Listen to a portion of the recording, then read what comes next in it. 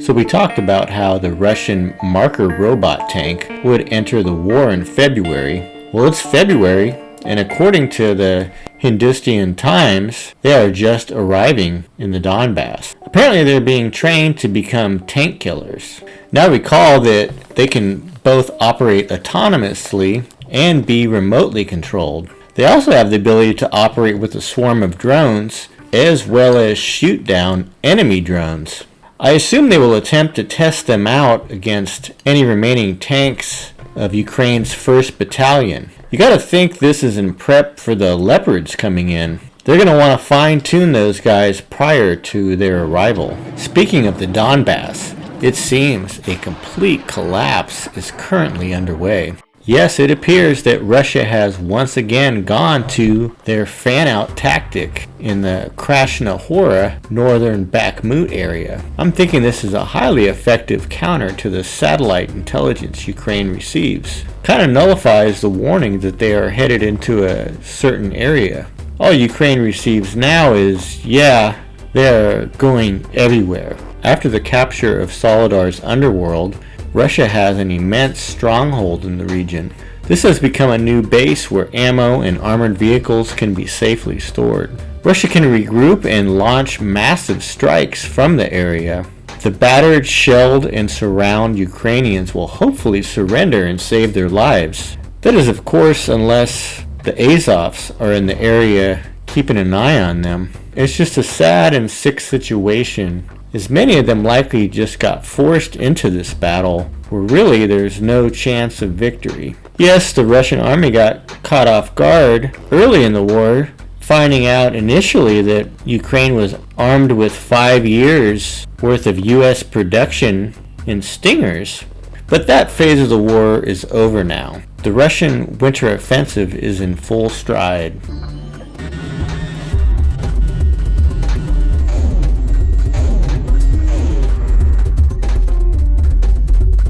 Krasnohora was described as hell before, and now it's just totally over. It's a deep cauldron, and there's really no road out. Russia is said to control a large portion of the town on the eastern section.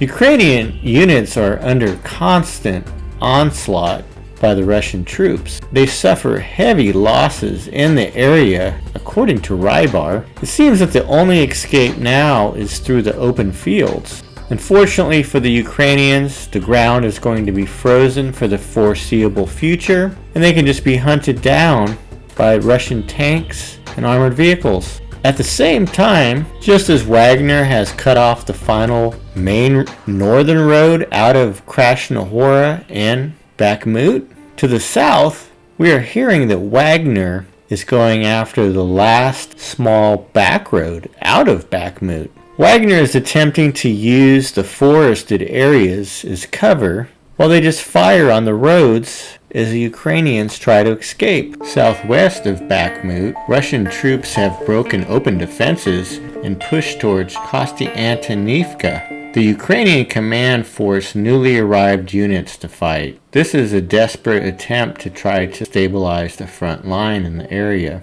Intense fighting continues in Marinka, where Ukraine gasps to hold on to what is often referred to as a graveyard. It certainly cannot be considered a stronghold at this point. We've all seen footage of the region in video. It's just rubble at this point. Despite the desperate resistance of Ukraine, Russian motorized riflemen supported by tank units are fighting along Druzhby Avenue in Marinka. Russian troops launched at least 6 missile strikes on facilities in Kharkiv. This was on the premises of the aviation factory and machinery plant. So we continue to see this growing trend of missile strikes to areas just beyond the front lines. So we have some reports out there that a U.S. destroyer is in the area of the Black Sea. Yes, does the U.S. also sense what we do? Did they realize that the invasion of the Black Sea port cities is coming? I certainly don't hear any talk of it, but we know the Russians value it and have been saturating the port cities with missiles and drones for months now. In the Solidar area, Wagner PMC assault units are engaged in fierce battles with Ukraine in the area of Bazyokivka and Rozdolivka. Wagner is supported by Russian artillery and aviation that delivers targeted strikes on Ukrainian concentrations. Ukraine tried to counterattack in Ugledar, but they were discovered by scouts from the 36th Brigade. The attack was repulsed, and the Ukrainian infantry fighting vehicles were blown up by mines during the retreat. So we're increasingly hearing about Ukraine arming drones with chemical weapons. We've heard this both in the Donbass region as well as sending them into Russian territory. Hopefully there isn't any truth to these, but Ukraine has found themselves in a really desperate situation. So we're hearing that Zelensky, even in his condolences to Turkey in regard to the victims of yesterday's earthquakes, did not forget to remind him that he needed even more weapons. This is the quote: "My condolences to all Turkish people. I am sure that they will be able to overcome everything, and supply of aid to Ukraine will not stop." So there's even a rumor out there that Zelensky requested to pour even more troops into Bakhmut, but was denied by the defense minister Zelensky. Seems that the UK is in a complete panic, as we're hearing that Sunak and King Charles have met with Zelensky.